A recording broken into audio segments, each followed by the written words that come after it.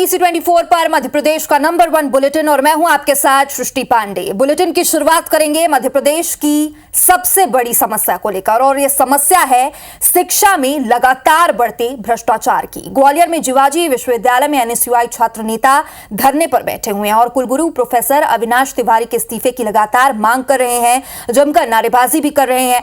मुरैना के एक कॉलेज को फर्जी तरीके से मान्यता देने के इन पर आरोप लगे हैं और कुलगुरु समेत 17 प्रोफेसर के खिलाफ मामला दर्ज किया गया है, जिसके बाद खुद कुलगुरु प्रोफेसर अविनाश तिवारी को राज्यपाल ने तलब किया है।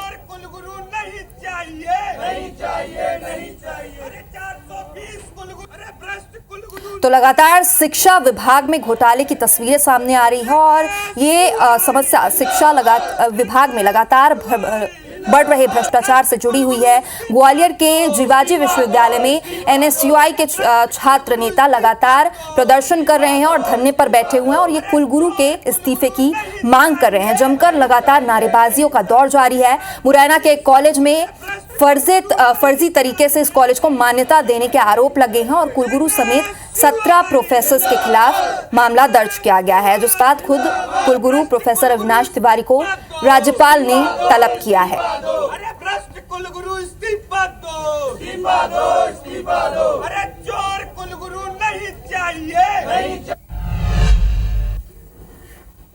तो जीवाजी यूनिवर्सिटी में लगातार NSUI के छात्र नेता धरने पर बैठे हुए हैं और कुलगुरु के इस्तीफे की ये मांग कर रहे हैं। तो खबर तो आपने देख ली, खबर समझी भी आपने, लेकिन ये खबर सिर्फ इतनी नहीं है। ये मामला बेहद गंभीर है और इस गंभीर विषय पर ज्यादा जानकारी के साथ जुड़ रहे हैं हमारे संवाददाता नासिर गौरी। नासिर, जीवाजी विश्वविद्यालय में NSUI के छात्र कुलगुरु और प्रोफेसर्स के इस्तीफे की मांग कर रहे हैं। लगातार उन पर कई गंभीर आरोप लग रहे हैं, लेकिन अभी तक जो विश्वविद्यालय प्रबंधन का पक्ष है वो सामने नहीं आया है। सिर्फ प्रदर्शन ही होते रहेंगे या वाकई जो सच है वो भी लोगों के सामने आ पाएगा?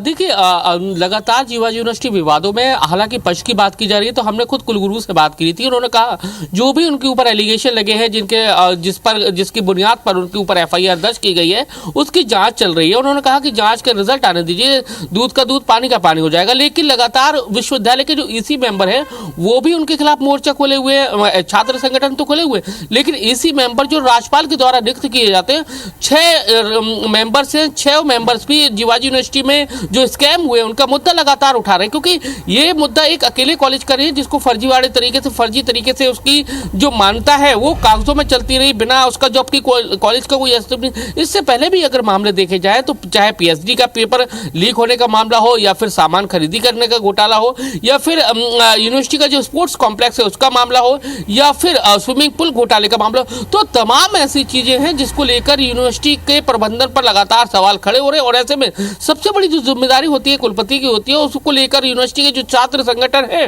वो लगातार प्रदर्शन कर रहे हैं। हद तो यह है कि पूरे यूनिवर्सिटी के कैंपस में जो छात्र संगठन है NSUI, उन्होंने पूरी तरह से कालिक पोत दी है और उस पर लिख दिया है कि ग्वालियर की जीवाजी यूनिवर्सिटी के जो कुलगुरु है वो भ्रष्ट है, 420 कुलपति है। इस तरह से उनकी नेम प्लेटों पर भी कालिक पोती जा चुकी है। सवाल इसी बात का है कि आखिर कुलगुरु कब इस्तीफा देंगे। लेकिन हमारे जो सूत्र कहते हैं, हमें जो जानकारी मिली है कि उनको राज्यपाल ने तलब कर लिया है। उसके बाद वो आज अपना पक्ष रखने के लिए वहां भोपाल पहुंच गए हैं। 1-2 दिन में उनकी मुलाकात राज्यपाल से होगी और ऐसा कहा जा सकता है कि राज्यपाल उनको पद से हटा सकते हैं। और ऐसे में धारा 52 यूनिवर्सिटी में है वो लग जाएगी और उसके बाद पूरी तरह से ये भंग हो जाएगा। अरे लाइट देखो जी नासिर, तो लगातार शिक्षा विभाग में इस तरीके के सवाल लगातार उठ रहे हैं, चाहे व्यापम घोटाला हो और उसके बाद नर्सिंग घोटाला हो, और अब एक और ये मामला सामने आया। देखना होगा कि छात्रों का ये प्रदर्शन कितना आगे बढ़ेगा। फिलहाल बहुत बहुत शुक्रिया तमाम जानकारी के लिए। तो ये तो हो गई शिक्षा विभाग से जुड़े घोटालों की बात। अब बात करते हैं शिक्षक से जुड़े सौगातों की बात। अब मोहन सरकार के बड़े फैसले की बात करेंगे। सीएम डॉक्टर मोहन यादव ने जापान से लौटते ही हायर सेकेंडरी के टॉपर स्टूडेंट्स को बड़ी सौगात दी है। लैपटॉप की राशि और स्कूटी देने का उन्होंने ऐलान किया है। सीएम ने कहा कि 12वीं टॉपर स्टूडेंट्स को स्कूटी दी जाएगी और वहीं 12वीं कक्षा में 75% से ज्यादा अंक लाने वाले छात्रों को लैपटॉप की राशि भी दी जाएगी। सीएम के इस ऐलान के बाद स्टूडेंट्स में खुशी की लहर है, लेकिन सरकार कोई ऐलान करे और इस पर विपक्ष की प्रतिक्रिया तथ्य ना सामने आए, ऐसा कैसे हो सकता है? तो सुनिए क्या कुछ कहा बीजेपी और कांग्रेस ने। मध्य प्रदेश सरकार ने जब से अपना काम संभाला है, हम लगातार सभी वर्गों की सभी योजनाओं के लिए लगातार काम कर रहे हैं। मुझे इस बात का संतोष भी है कि हमने हमारी सरकार की किसी योजनाओं का मूल स्वरूप को न तो बदलने दिया है, न उस संबंध में कोई ढील दी है। इसी सिलसिले में खासकर विद्यार्थी वर्ग में हम बहुत जल्दी लैपटॉप की राशि भी देने वाले हैं। साथ ही साथ स्कूल स्तर पर जो प्रावीण्य सूची में निकले हैं अपने अपने हायर सेकेंडरी स्कूल से, ऐसे बच्चों को हम स्कूटी भी देने जा रहे हैं। मुझे भरोसा है कि जो हमारी मूल योजना, उस योजना के अनुसार हम अपने बच्चों के लिए ये सौगात देंगे। मेरी अपनी ओर से बधाई।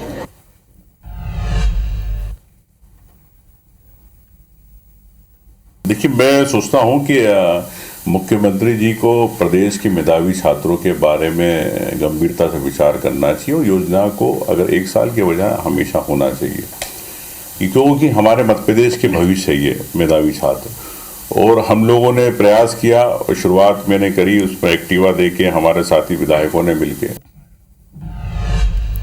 तो शिक्षा जगत से जुड़ी तमाम खबरें तो आपने जान ही ली, लेकिन अब रुक करेंगे ग्वालियर में हुए एक शादी समारोह का, जहां पर जमकर बवाल हुआ। तलाकशुदा पत्नी पुलिस को लेकर एक्स हस्बैंड की शादी रुकवाने के लिए पहुंच गई। हालांकि उसका पैतरा काम नहीं आया। तलाक के पेपर देखकर पुलिस ने महिला को वहां से वापस लौटा दिया। दरअसल ये पूरा मामला जनकगंज थाना क्षेत्र के नई सड़क पर स्थित एक मैरिज हॉल में उपेंद्र सिंह की शादी का था। बारात जब मैरिज हॉल में पहुंची तो उसी दौरान नेहा नाम की महिला भी पुलिस के साथ वहां पर पहुंच गई और उपेंद्र पर दूसरी शादी करने का आरोप लगाते हुए वहां पर जमकर बवाल किया। लेकिन माजरा दूसरा निकला। उपेंद्र के परिजन ने बताया कि 25 नवंबर 2012 को उपेंद्र की नेहा से शादी हुई थी, लेकिन 16 अक्टूबर 2024 को दोनों के बीच तलाक कोर्ट में हो चुका है। सबूत के तौर पर परिजन कुटुंब न्यायालय से तलाक के आदेश और अन्य दस्तावेज भी पुलिस को दिखाए, जिससे नेहा का आरोप बेबुनियादी साबित हुआ और इसके बाद पुलिस महिला को समझाकर वहां से वापस लौटा दिया। महिला जो आवेदिका है उसने थाने में आकर रिपोर्ट की थी कि उसके पति द्वारा जो है वो बिना विधिक तलाक हुए दूसरा विवाह किया जा रहा है। इस संबंध में वो थाने पर आई थी, तो उसकी सूचना पर पुलिस जो है उसके साथ मदद के लिए भेजी गई थी। जब विवाह स्तर पर जाके पता चला कि उनका जो है वो 10वें महीने में 2024 में कोर्ट से विधिवत तलाक हो चुका है, तो उस महिला को आवश्यक समझाइश दी जाकर रवाना कर दिया गया। और लगातार मध्य प्रदेश में दुष्कर्म के मामले भी सामने आ रहे हैं। सागर में ब्लैकमेल कर दुष्कर्म करने का मामला सामने आया, जिसमें शासकीय कॉलेज में कंप्यूटर ऑपरेटर के पद पर काम करने वाले शख्स के खिलाफ एक युवती ने सिविल लाइन थाने में केस दर्ज करवाई है। पुलिस के मुताबिक आरोपी ने पीड़िता के कॉलेज दस्तावेजों से जानकारी लेकर ख्याति होटल में मिलने बुलाया और वहां होटल संचालक की मदद से युवती के अश्लील फोटो वीडियो बनाकर करीब 1 साल तक उसके साथ दुष्कर्म किया। फिलहाल पुलिस मामले की जांच में लग गई है। जो भी तथ्य सामने आएंगे उन पर जल्द से जल्द उचित कार्रवाई की बात कही जा रही है। व्यक्ति है जो उसको ब्लैकमेल कर रहा है और ब्लैकमेल करते हुए उसके साथ में सेक्सुअल असॉल्ट किया है और उसकी मजबूरी का फ़ायदा उठा करके उसके साथ गलत कृत्य किया है। तो पीड़िता की रिपोर्ट पर थाना में FIR दर्ज की गई है और मामले को विवेचना में लिया गया है। तो महिलाओं के खिलाफ लगातार बढ़ते अत्याचार रुकने का नाम नहीं ले रहे हैं। सरकार एक तरफ जहां बेटी बचाओ बेटी पढ़ाओ अभियान चला रही है, बेटियों के लिए कई योजनाएं भी लाई जा रही है ताकि उनके साथ जो सालों से भेदभाव चल रहे हैं वो ना हो, लेकिन आज भी एक समाज ऐसा है जो बेटियों को अभिशाप जैसा मानता है। इसका जीता जागता उदाहरण सागर जिले में देखने को मिला है। यहां बेटी पैदा हुई तो पति ने अपनी पत्नी और नवजात को घर से निकाल दिया, जिससे पीड़ित महिला ने नवजात बच्ची के साथ SP ऑफिस पहुंचकर कार्रवाई की मांग की है। महिला ने बताया कि 1 साल पहले उसकी शादी सागर के संजय नगर में हुई थी। उसका पति ऑटो चलाता है और महिला ने बताया कि डिलीवरी होने तक उसे ससुराल में कोई परेशानी नहीं थी, लेकिन जैसे ही बेटी पैदा हुई ससुराल वालों का रवैया अचानक से बदल गया। उन्होंने उसके साथ मारपीट करते हुए उसे घर से बाहर निकाल दिया। क्यों मारा? सर लड़के नहीं चाहिए उनको। कितने दिन पहले बच्ची हुई थी आप? सर अभी 8 दिन में मैं टाँग की भी नहीं कटे। तो अस्पताल में हुई थी या घर में हुई थी? सर अस्पताल में छोड़ के भाग गई थी, बताई मम्मी थी साथ में। क्या कह रहे हैं? और घर पे गए तो मार को भगा दिया, रात में हाथ पकड़ के भगाए, सर धक्का दिया, ऑपरेशन हुआ तो अभी मारा। राजा कह रहे थे वो लड़की नहीं चाहिए। आपने कहा नहीं ये थोड़ी हमारे हाथ में है? कहाँ था क्या बोले वो? नहीं चाहिए, भगा दिया था। मैं 2 बजे रात इस बच्ची के साथ बस स्टैंड पे रात गुजारी है आपने? हमारे इधर थोड़ी कोई है। मैं पूछा कि क्या कर रहा हो, तो सिवा ऑटो में लिए थे मेरे भाई, मतलब भाई लगता है, दोस्ती है। तो उसने बताया कि जी सोनू भैया बहुत परेशान है, इनको ऐसी ऐसी दिक्कत जा रही है। तो मैंने चलो ठीक है, सुबह अपन इनको ले चलेंगे। और ट्रेन पर रुकने के लिए व्यवस्था बनाई थी राहतगढ़ ट्रेन पे, तो वहाँ पे सोते रहे। गद्दा बल्ली का इंतजाम भी किया था टेंट के, और वहीं से फिर यहाँ लेके आए। इधर अनूपपुर के कोतमा कन्या शिक्षा परिसर के छात्रावास में अधीक्षिका पर गंभीर आरोप लगे हैं। छात्राओं ने अधीक्षिका प्रभा मारावी पर मारपीट का आरोप लगाया है। 7वीं की छात्राओं ने बताया कि रविवार देर रात सोने के दौरान अधीक्षिका ने 12 से ज्यादा छात्रों के साथ मारपीट की थी, जिसकी शिकायत छात्राओं ने कोतमा थाने में की, जिसके बाद पुलिस ने अधीक्षिका के खिलाफ मामला दर्ज किया है। रात को मैं मारी थी 10 बजे रात, सब रूम से मैंने खा रहा था, पर हमारे रूम में आके वो फिर मारी थी। किस लिए मारी है? वो हल्ला भी नहीं कर रहे थे उतना ज्यादा, फिर भी मारी थी। सर मैम डेली टॉर्चर करती रहती है। हाँ, किस लिए मारी है? उठक बैठक करवाए रही। हाँ, किससे मारी है? और मेरी बच्ची कल रात में 10 बजे मारे हैं।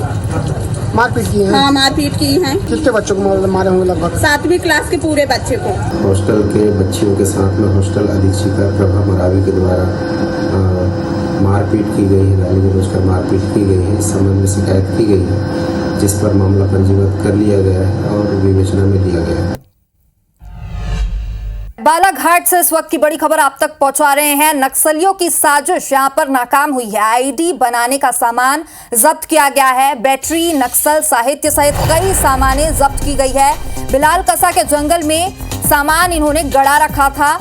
लांजी थाना क्षेत्र का ये मामला है। तो बालाघाट से इस वक्त की बड़ी खबर, जहां पर नक्सलियों की साजिश नाकाम हुई है। आईडी बनाने का सामान यहां से जब्त किया गया है। बैटरी, नक्सल साहित्य सहित कई सामान जब्त किए गए। बिलाल कसा के जंगल में नक्सलियों ने सामान गड़ा रखा था। लांजी थाना क्षेत्र का यह मामला है।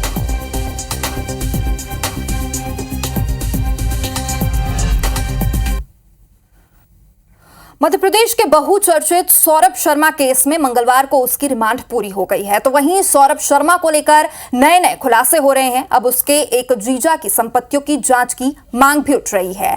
देखिए हमारी खास रिपोर्ट।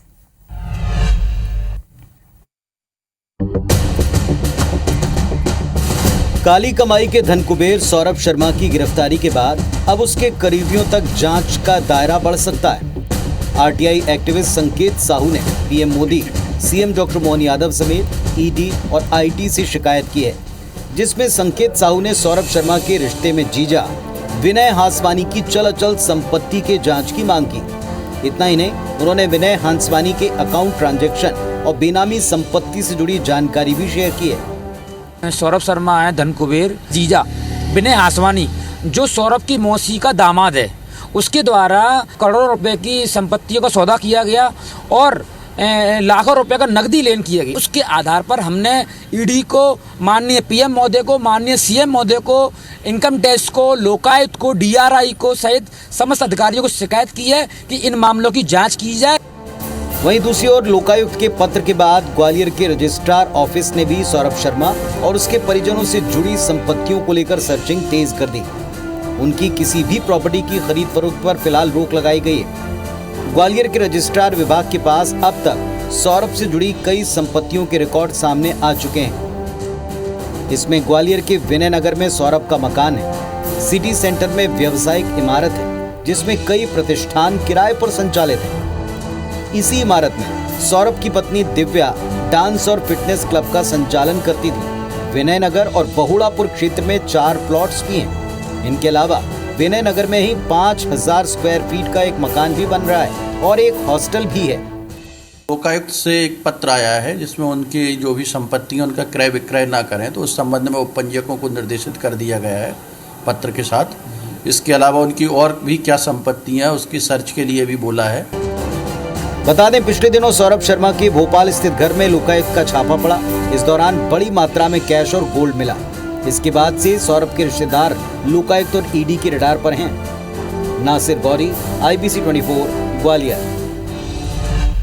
तो हर दिन सौरभ शर्मा केस में लगातार खुलासे हो रहे हैं और जो भी खुलासे हो रहे हैं उसका लगातार अपडेट लेने के लिए आप बने रहिए IBC 24 के साथ। और फिलहाल रुक करेंगे रायसेन का, जहां पर बसंत पंचमी के अवसर पर जिले के दुधेश्वर धाम में दिन भर भक्तों का तांता लगा रहा। यहां पर भक्तों ने 6 किलोमीटर की कठिन चढ़ाई चढ़कर भगवान भोलेनाथ के दर्शन पूजन किए। सुबह से ही यहां भक्तों के आने जाने का सिलसिला जारी रहा और धाम में भव्य मेले का भी आयोजन किया गया था, जिससे दर्शन के बाद लोगों ने मेले का भी आनंद लिया। बता दें कि दुधेश्वर धाम उदयपुरा तहसील मुख्यालय से लगभग 14 किलोमीटर दूर उत्तर दिशा में स्थित है, जिसे मृगेंद्र के नाम से जाना जाता है।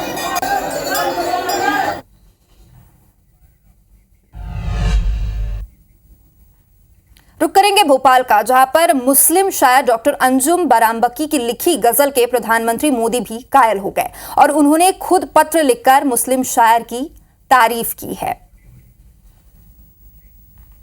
दर्शक हमारे सुनना चाहेंगे आपकी ये गज़ल जो आपने भगवान श्री राम को लेकर लिखी है, क्योंकि उसकी तारीफ प्रधानमंत्री ने की, तो लोग भी सुनना चाहेंगे आखिर उसमें ऐसा क्या लिखा है जो आपने। उसमें सिर्फ जो हमारे अपने जज्बात हैं। शेर है कि दूर लगते हैं मगर पास हैं दशरथ नंदन, दूर लगते हैं मगर पास हैं दशरथ नंदन, मेरी हर सांस का विश्वास है दशरथ नंदन, मेरी ये बात भी जो चाहे परख सकता है, सच के हर रूप के अक्कास हैं दशरथ नंदन, सच के हर रूप के अक्कास हैं दशरथ नंदन, दूर लगते हैं मगर पास हैं दशरथ नंदन। बहुत शुक्रिया।